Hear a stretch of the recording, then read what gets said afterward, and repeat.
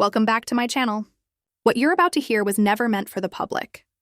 It was locked away in a private safe, hidden behind trust documents, and buried under years of silence. Until now. Inside that safe was document number 01, a contract between Kody Brown and Robyn Brown, dated months before their official marriage. Signed, stamped, sealed in secrecy. And what's inside it would leave Mary, Janelle, and Christine completely blindsided. It began in a dusty storage compartment in Flagstaff, Arizona, untouched for years. The lock rusted, the air thick with dust and stillness. Buried under old family photo albums and boxes labeled Coyote Pass lay a worn leather folder, sealed inside a plain manila envelope. The woman who found it, a former Brown family assistant we'll call Amber, said she was once asked to store private items temporarily. But no one ever came back for them. When she finally opened that folder, what she found would shatter the public image of the sister wives family forever. At first glance, it looked like a prenup, but the dates didn't add up. The Browns' legal wedding was December 2014, yet this contract was signed 8 months earlier. Every page meticulously typed, notarized, and stamped with words like custodial control, asset division, and confidentiality enforcement. Amber was stunned. She didn't speak for days. But one line on the final page changed everything. This agreement, although legally binding between the parties, shall not be deemed classified by any court unless directly challenged. In that moment, Amber took it as permission. She contacted a former Sister Wives producer, someone who had worked closely with the family in the early seasons. That producer confirmed whispers had long existed about a secret Robyn agreement, something that gave her unusual control over the show, exclusive interviews, creative influence, and final say over certain edits. But until now, no one had proof. Amber allowed the producer to digitize the pages, but not to keep the originals. And from there, document 01 vanished into the shadows of the internet. Anonymous Reddit posts, blurry screenshots, whispers in fan groups. Most dismissed it as fake, until one viewer zoomed in on page 3 and matched the notary's seal to a real Flagstaff notary from 2014. The leak was real. And the consequences were catastrophic. The first page of the document read, "This agreement outlines the legal, emotional, and financial expectations between Kody Brown and Robyn Sullivan in anticipation of their eventual legal union, as well as the redistribution of patriarchal responsibilities in a plural marriage home." Redistribution of patriarchal responsibilities. That single phrase lit the fandom on fire. Had Robyn rewritten the rules of plural marriage? Or had Kody done it for her? The whispers spread like wildfire. TLC went silent. Kody and Robyn, no comment. The wives, stone-faced. But silence only made the scandal grow louder. Because this wasn't a prenup. It was a shift in power. And when fans read the leaked clauses, the betrayal became undeniable. One section titled Financial Safeguarding and Marital Resource Allocation spelled it out clearly. A separate marital trust would be created solely for Robyn and her dependents. It guaranteed her 35% of all future family income, including TLC contracts, real estate, and business profits. Her own business income? Entirely hers. The other wives? Not even named. Instead, they were placed under a vague label: extended household members. Funds for them would be managed by Kody alone at his discretion for the good of the family. And that wasn't even the end of it. Tonight's revelation isn't just a scandal. It's the kind of truth that cracks open a decade of illusion. Hidden deep inside the contract, buried under subsection 2C, was a single sentence that changed everything. It read, "Upon dissolution of cohabitation or spiritual separation from any non-legal spouse, said persons give up future claim to any property not specifically mentioned in previous documents." And just like that, the curtain was pulled back. That one clause, short, cold, and devastating, erased Mary, Janelle, and Christine from any legal entitlement. 3 women who gave decades of loyalty, faith, and family, now reduced to nothing more than spiritual footnotes. It rewrote their entire story. Every argument, every heartbreak, every tear shed under the guise of family unity was now redefined as a slow, silent exile. Their exits didn't just look emotional anymore. They looked engineered, planned, predetermined, inevitable, but the shock didn't stop there. Because on page 4, under clause 2E, another bombshell waited. Robyn's name shall be included in the title deeds of any subsequent properties acquired in the family name, including Coyote Pass. Coyote Pass, the so-called shared dream of the entire Sister Wives family. For years, it was sold to viewers as a symbol of unity, a fresh start, a family's shared destiny. But if this clause was real, that dream was already in private hands before the cameras ever rolled. No wonder the land sat untouched for years. No wonder the tension kept growing while the soil remained barren. Because maybe Robyn wasn't waiting for unity. Maybe she was waiting for ownership. And then came the line that froze even the most loyal fans in place. Under Section 3A, titled Emotional Accountability and Domestic Prioritization, the contract declared, primary emotional energy, domestic support, and relational investment shall be allocated to the legal spouse, with others included as able, without disrupting the foundational bond. That meant one thing, plain and brutal. Robyn was the priority, legally, financially, emotionally, every other wife, background characters in a story written for someone else. It wasn't just a prenup. It was a blueprint for isolation, a map showing exactly how to phase out Mary, Janelle, and Christine, quietly, systematically, while keeping the illusion of family intact for the cameras. Suddenly, Christine's tears about feeling invisible weren't just emotional breakdowns. They were evidence. Janelle's exhaustion, her "I have to figure things out myself" speeches, they weren't defiance, they were survival. Robyn wasn't just the favorite wife. She was the only wife who mattered on paper, the only one with legal rights, protected assets, and written authority. Kody hadn't just fallen in love, he'd built a fortress around her. Brick by legal brick, he sealed the others outside, leaving them in a slow fade, financially vulnerable and emotionally stranded. And then came the final dagger. The clause ended with something called the perpetuity option, a legal provision giving Kody the right to renew or extend the contract at any time by mutual agreement. No court, no lawyer. No witnesses, just him and Robyn, meaning they could rewrite their marriage whenever they wanted, in secret. A family that once preached unity and shared love was now exposed as a corporate structure of control. No wonder the wives drifted apart. They were never part of the foundation to begin with, just names written in dust while Robyn's name was engraved in ink. And as screenshots of these pages flooded Reddit, X, and YouTube, fans began connecting the dots. Christine leaving in 2021, Janelle pulling away in 2022, Mary's official split in 2023. Each departure lined up with the very clauses of this contract. Kody wasn't blindsided, he was prepared. He didn't lose control if he had it in writing. Because if you build a family where only one person can win, then it's not a family anymore, it's a strategy. But the storm didn't end there. Pages 5 through 7 revealed scribbled initials, KB and RS, beside a chilling new section fans have since dubbed the Robyn Clause. The heading? Confidential marital conduct and public image maintenance. It sounded more like a corporate NDA than a marriage vow. The first line read, the second party, Robyn Sullivan, agrees to maintain discretion, avoid emotional outbursts, and ensure consistent public composure in all family or media-related matters, as the family's public image constitutes part of its shared income source. Translation. Robyn had legally agreed to act perfect. Her calmness, her restraint, her endless grace and poise on camera wasn't just personality. It was contractual behavior. She had signed away her right to show real emotion, to disagree with Kody on film, to reveal money disputes, or to display frustration. If she did, her trust fund could be frozen pending review. It was control disguised as professionalism. But it also gave Robyn something powerful in return. Because right beneath that, in Section 4B, came her reward.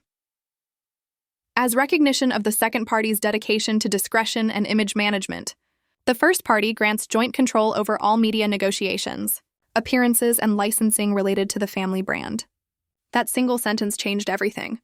It meant Robyn wasn't just the wife. She was the co-producer, the business partner, the gatekeeper. She had the legal authority to approve or block public content, to decide what the world saw and what it didn't. And suddenly, all those years of editing made sense. Robyn's soft lighting, her sympathetic close-ups, her scenes that lingered longer, while Christine and Janelle's were filled with chaos and tears. That wasn't random. That was contractual storytelling. The Robyn Clause explained every pattern, every carefully edited confession, every tearful monologue, every "I just want peace" moment. It wasn't what she felt. It was what she was required to perform. And just when fans thought the revelations couldn't get darker, Section 4C began with a line that would turn this scandal into a moral nightmare. What you're about to hear is the part that changes everything, the smoking gun inside the infamous Robyn clause. It wasn't just about money or image anymore. This was about total control.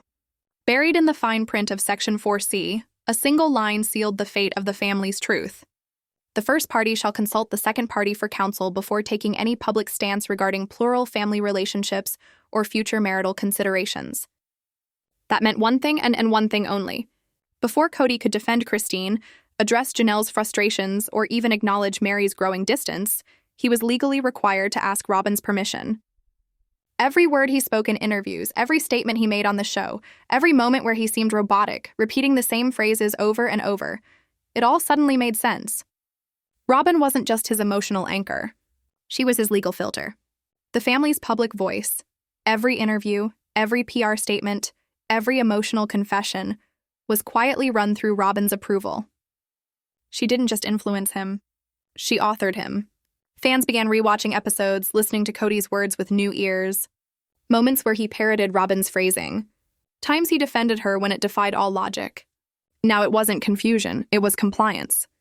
But the rabbit hole went even deeper. At the bottom of page 6, under a section labeled Clause 4D, Protective Confidentiality, was a single, chilling sentence. The second party shall be exempted from any retroactive responsibility in connection with statements made under emotional distress, if such statements are made for the purpose of maintaining family harmony or reputation. In plain English, Robyn Brown was legally protected to lie, as long as it was for the good of the family. She could distort, deceive, or manipulate, and no one could call it fraud or dishonesty, because the contract itself said it was allowed. It was immunity disguised as loyalty, a built-in defense system against accountability. Online investigators dubbed it the ultimate gaslight clause. And suddenly, all those tearful confessionals, the trembling lip, the glistening eyes, the rehearsed sadness, took on a sinister new meaning. They weren't just emotional moments. They were performances, scripted protection. Each tear wasn't for guilt or heartbreak. It was for control. And then came something that shook even seasoned analysts. At the very end of the file, attached loosely to the contract, was a handwritten addendum. No signature, no official stamp. Just a date, written 2 days after the main document. It read, "Upon satisfactory mutual fulfillment of conduct expectations, the second party shall be entitled to co-ownership rights of any subsequent intellectual property generated under family brand titles." That single paragraph changed everything. Because intellectual property didn't mean just the show, it meant the Sister Wives brand. The books, the spin-offs, the licensing deals, the social media rights. In short, Robyn wouldn't just star in the story. She could own it. That's why her silence had power. Her composure wasn't just self-control, it was strategy. Every calm interview, every "I just want peace" statement wasn't just for optics. It was for equity. Ownership meant leverage. Leverage meant silence. Silence meant control. And as the puzzle pieces fell into place, everything about Kody's transformation around 2014 made sense. The sudden coldness toward Christine, the growing distance from Janelle, the quiet hostility toward Mary. It wasn't random. It was scripted. Because by that year, the contract had already rewritten the rules of their family. Each on-screen confrontation wasn't spontaneous heartbreak. It was a business exchange, a performance engineered to protect the empire Robyn now helped manage. Kody's loyalty wasn't emotional anymore. It was transactional. He needed Robyn's cooperation to keep the show alive, to keep the income flowing, to keep the image of the faithful patriarch intact while the rest of the house burned around him. Without her, his empire risked collapse. With her, under the binding terms of that agreement, he had stability, protection, and control over the narrative. But the most damning part wasn't typed. It was scribbled.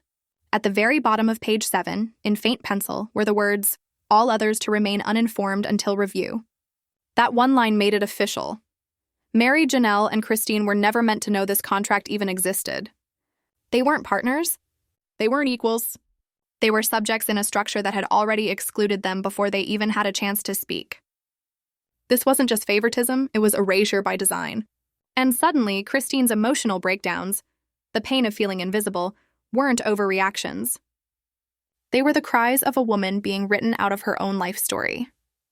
Janelle's frustration, Mary's quiet endurance, all symptoms of a system that had legally bound Kody to one woman, while pretending to belong to four. Fans once thought Christine was dramatic.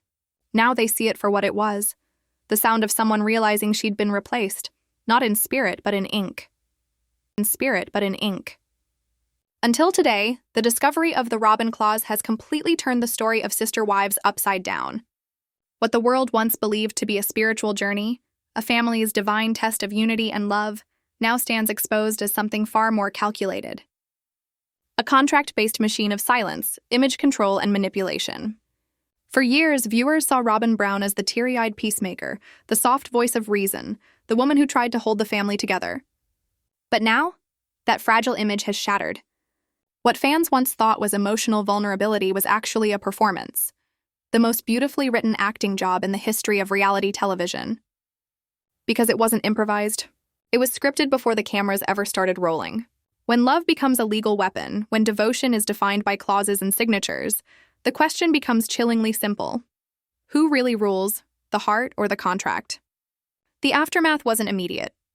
It was slow, deliberate, and devastating, disguised as emotional drift, but in truth, a fallout designed years in advance.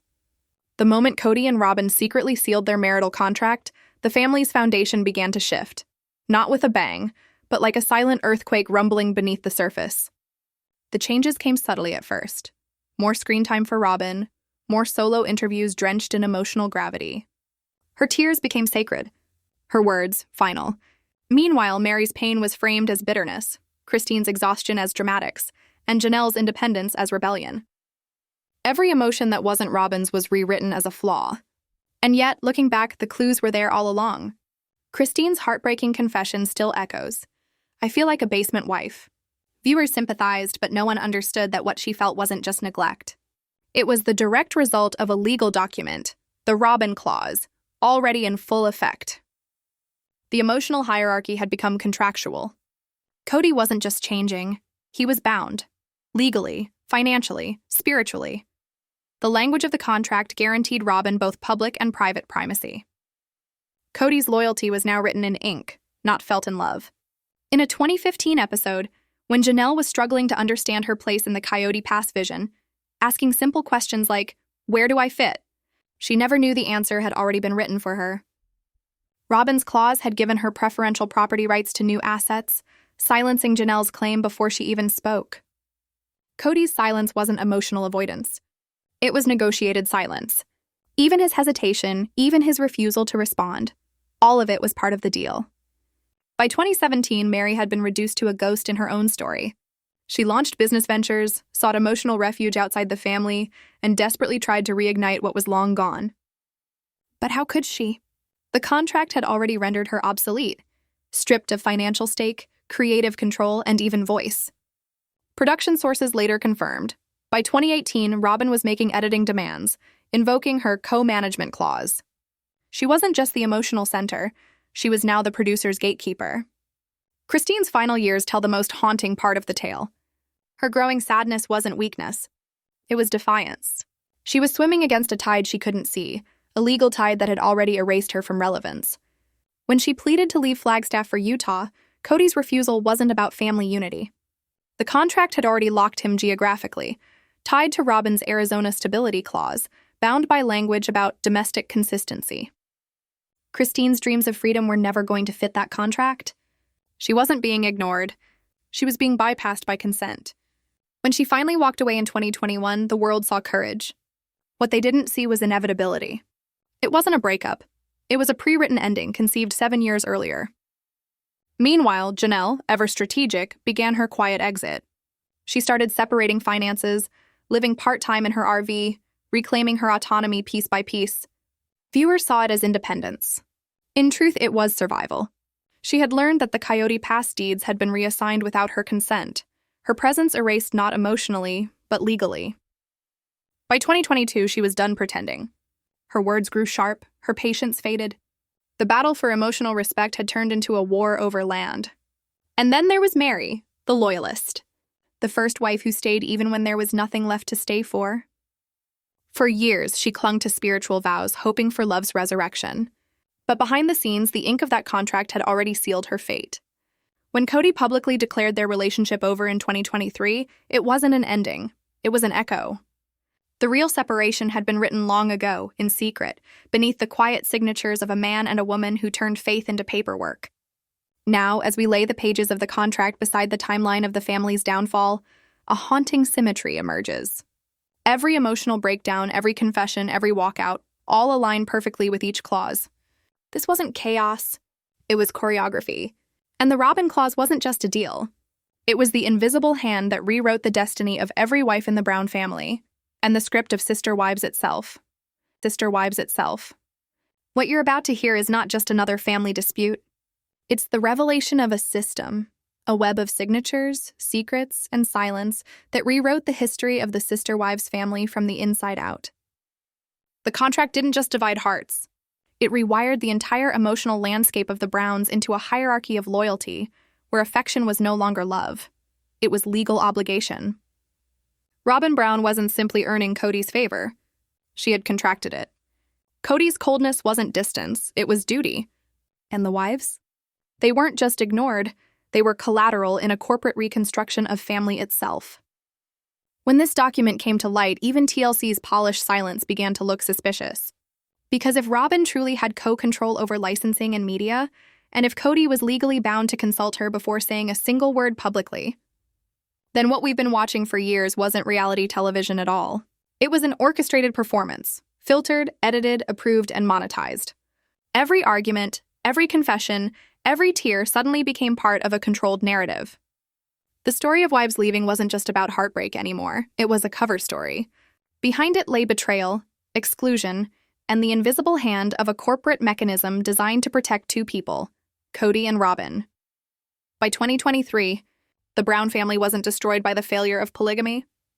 It was dismantled by paperwork. A legal document quietly rewrote the laws of loyalty without ever telling everyone who was bound by it. But buried deep in the pile was one page, folded twice, sealed with a separate paperclip, marked Appendix C. That's the one that changed everything. Unlike the rest of the contract, this page wasn't typed cleanly. It was a mixture of legal jargon and scribbles, a Frankenstein clause, as if rewritten in panic or secrecy at the very last moment. And right at the top, under the title, Mutual Protective Agreement and Non-Disclosure Conditions, lay the weapon that kept three women silent for nearly a decade. Any party to this contract or associated family member, including spiritual spouses or dependents, who reveals the contents, terms, or implications of this document shall be held in breach of family trust and liable to reputational litigation. This wasn't a warning.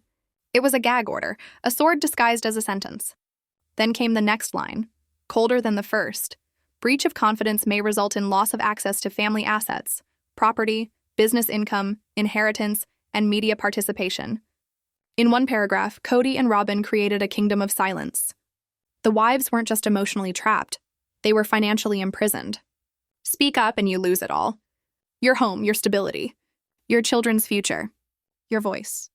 The Robyn clause didn't just favor her, it punished dissent. Even the vague phrasing, reputational litigation, was deliberate. It could mean lawsuits, or just public humiliation. Either way, it made sure no one dared challenge her. And then came the handwritten note at the bottom of the page, dated one day after the main contract. Agreement shall remain undisclosed indefinitely unless jointly declassified. Even hinting at its existence counted as betrayal. That's why Mary's cryptic Instagram posts were so carefully worded. Why Janelle's interviews always stop short. Why Christine's early confessions seemed incomplete, as if she were walking a verbal minefield. They weren't just being careful. They were protecting themselves. Even the children knew. You could see it in their hesitations, their pauses, the way they avoided naming certain things. The contract didn't just bind the parents, it cast a shadow over an entire generation. And then came the final line, underlined in red, titled, Final Security Provision. In case of willful or accidental disclosure, parties agree to deny, discredit, and neutralize all allegations until evidence becomes incontrovertible.